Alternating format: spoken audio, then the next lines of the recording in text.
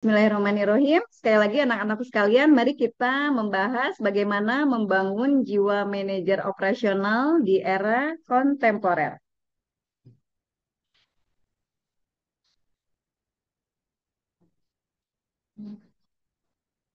Nah, tujuan pembelajaran hari ini adalah bagaimana kita memahami tantangan peran manajer operasional saat ini, menguatkan karakter kepemimpinan dalam pengambilan keputusan, menumbuhkan kemampuan adaptasi dan inovasi di era VUCA. Saat ini kita udah masuk di era VUCA, yaitu volatility, uncertainty, complexity, and ambiguity. Ya, kalian bisa paham ya sekarang VUCA, VUCA, VUCA gitu ya. Nah, jadi harap dipahami kenapa era VUCA di era kontemporer ini terus menjadi sorotan gitu ya. Nah, lantas apa sih tantangan manajer operasional saat ini di era VUCA ini atau di era kontemporer ini? Yang pertama adalah tekanan efisiensi yang tinggi dan keterbatasan sumber daya. Artinya di sini keterbatasan sumber daya yang memiliki kualifikasi, yang memiliki kapabilitas yang baik. Selanjutnya, adanya perubahan teknologi dan otomatisasi proses. Kalian bisa memahami ya, begitu masifnya teknologi udah keluar, muncul lagi teknologi yang baru, muncul lagi teknologi yang baru, sehingga kadang kita sendiri merasa lelah gitu. Tidak ada henti-hentinya perubahan itu terjadi karena kebutuhan kondisi di lapangan yang mengharuskan perubahan teknologi dan otomatisasi itu terus berubah, khususnya di industri ya. Selanjutnya tenaga kerja lintas generasi yang ekspektasi yang beragam.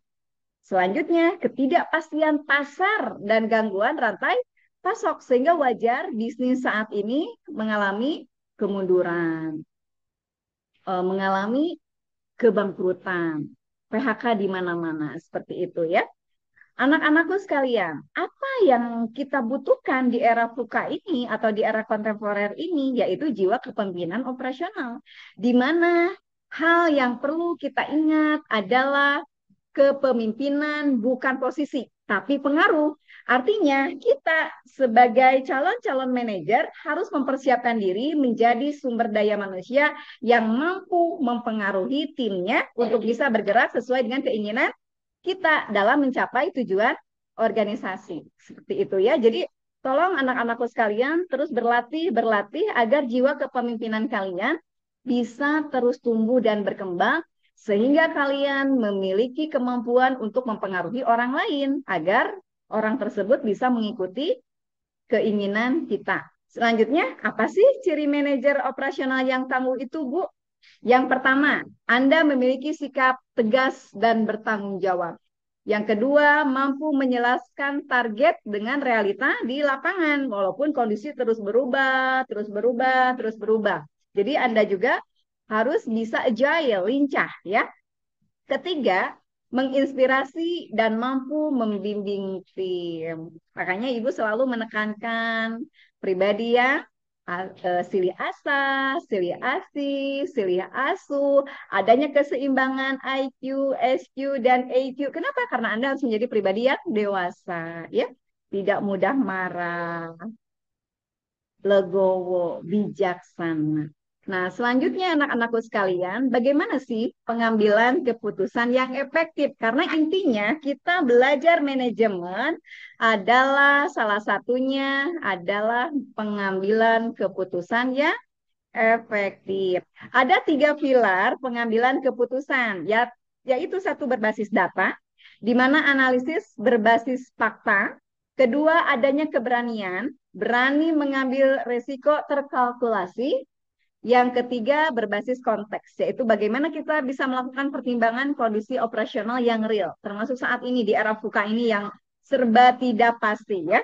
Selanjutnya, tool yang harus kita gunakan, yang kita manfaatkan adalah tool apa aja.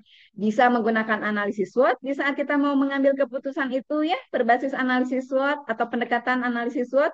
Bisa berbasis pendekatan PDCA, bisa berbasis pendekatan Pareto analisis atau bisa berbasis risk assessment. Nah, keempat metode pendekatan ini wajib Anda pelajari. Seperti apa sih analisis SWOT yang baik, PDCA yang baik, Pareto analisis itu yang bagaimana, termasuk risk assessment. Seperti itu ya.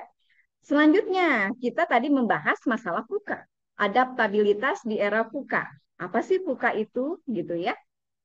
Anak-anakku sekalian, VUCA adalah singkatan dari volatile, yaitu perubahan yang cepat. Kedua, uncertain, sulit diprediksi. Apapun juga jadi sulit diprediksi gitu ya.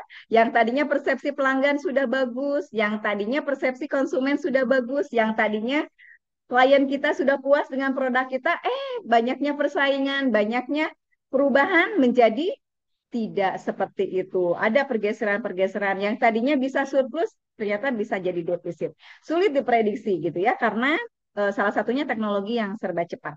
Selanjutnya C-nya adalah kompleks. Banyak variabel, banyak hal-hal yang mempengaruhi, banyak hal-hal yang terlibat di dalam pengambilan keputusan gitu ya. Yang selanjutnya ambiguous, tidak jelas arahnya.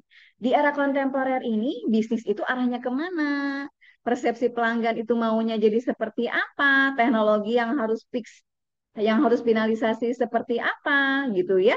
Manajemen mutunya ya harus seperti apa? Itu harus kadang didesain ulang, adanya repositioning gitu ya, adanya mungkin kita inovasi-inovasi produk, inovasi-inovasi metode, ada kombinasi sehingga sustainability atau keberlanjutan bisnis itu terus berkembang.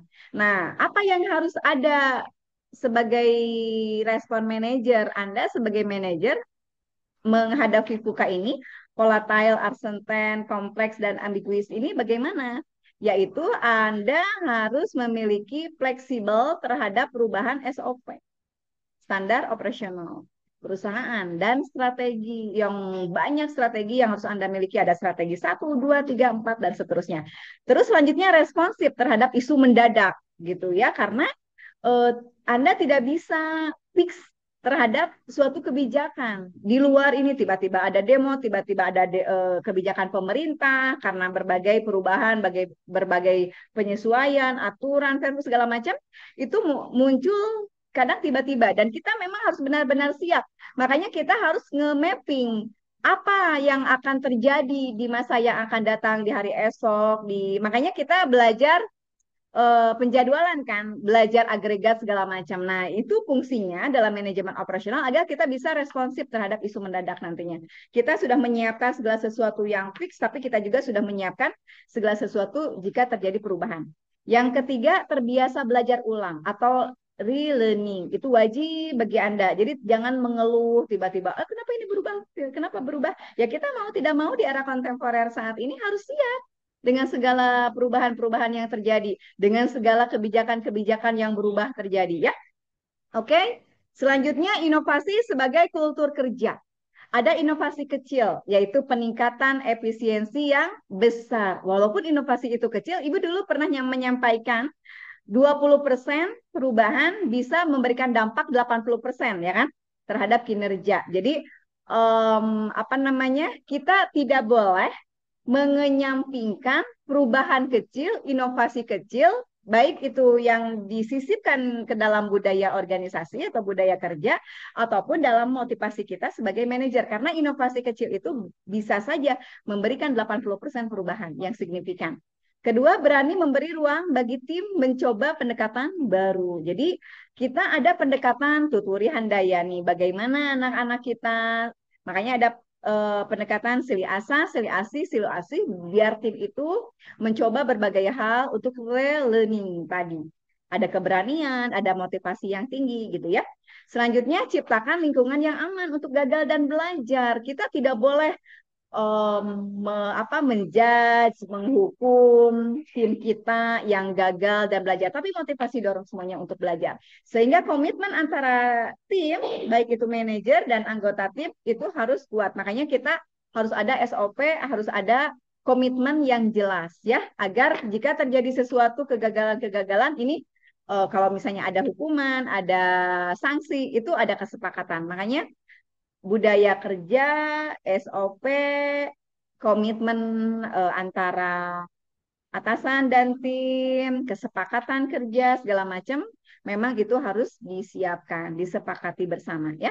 Selanjutnya ada contoh ya di sini. Contoh-contoh apa saja yang bisa memberikan efisiensi dalam pengambilan keputusan maupun dalam performa ya. Satu, misalnya ada simplikasi alur kerja. Kita misalnya menggunakan metode apa? Ada Kanban kah? Kita menggunakan Six Sigma kah? Gitu ya. Eh, Learn segala macam. Kedua, penggunaan tool digital manajemen tugas. Jadi kita ya mau tidak mau harus menggunakan berbagai tool digital. Misalnya apa absensi, apa evaluasi kinerja gitu ya, apa mengukur motivasi karyawan, apa kita melakukan sensorik di dalam pabrik jika terjadi segala sesuatu harus ada IoT yang digunakan sehingga ada alarm segala macam ya. Selanjutnya ada reward untuk ide operasional terbaik. Karyawan atau tim produksi yang melakukan prestasi. Ya, mau tidak mau, agar motivasinya bisa terjaga, ya kita kasih reward. Kenapa? Karena penghargaan itu biasanya mempertahankan motivasi dan meningkatkan kreativitas. Ya. Selanjutnya, anak-anakku sekalian, ada studi kasus singkat. Di sini ada PTX di era pandemi berhasil mengubah pola shift manual menjadi digital dengan bantuan Google Form dan QRIS check-in waktu koordinasi. Nah, itu berkurang menjadi 50% dari kesalahan jadwal turun drastis. Nah, yang tadinya kesalahan jadwal itu tinggi karena dengan adanya tool digital seperti Google Form dan QRIS itu bisa meminimalisir kecacatan, meminimalisir apa namanya kesalahan jadwal ya 50%. Nah, di sini apa yang bisa kita pelajari anak-anakku sekalian? Seperti yang tadi Ibu katakan, inovasi kecil bisa meningkatkan produktivitas. Nah, jadi hal-hal kecil seperti ini saja ternyata bisa berdampak signifikan terhadap performa gitu ya, terhadap kinerja. Nah, refleksi dirinya sekarang. Coba renungkan sama kita. Kita sebagai calon-calon manajer nih yang insya Allah siap menghadapi era VUCA ini, era kontemporer ini. Apakah saya cepat beradaptasi untuk cenderung defensif? Apakah saya memberi ruang bagi tim untuk mencoba solusi terhadap mereka? Atau apakah saya juga mengambil keputusan berdasarkan data atau asumsi? Jika teman-teman bisa menjawab dengan baik refleksi diri ini, berarti kita bisa menjadi manajer yang baik. Tapi kalau cenderung defensif, kita tidak bisa memberikan solusi, kita tidak mengambil keputusan berdasarkan data atau asumsi, ya berarti kita harus terus belajar, gitu ya. Nah, anak-anakku sekalian, tentunya menjadi manajer operasional hari ini bukan hanya soal menjalankan proses, tetapi soal satu, memimpin tim, dua, mengambil keputusan cepat dan tepat, ketiga, berinovasi untuk keunggulan berkelanjutan. Karena mau tidak mau, walaupun di era VUCA, kita harus tetap melakukan sustainability keberlanjutan bisnis. Kita punya tim, kita punya anggota keluarga, kita punya perusahaan, kita punya segala aspek yang harus dipertimbangkan agar bisnis kita terus maju dan berkembang. Tidak mungkin 1 tahun bisnis berjalan lalu bangkrut dan mem-PHK karyawan-karyawannya. Tidak ya.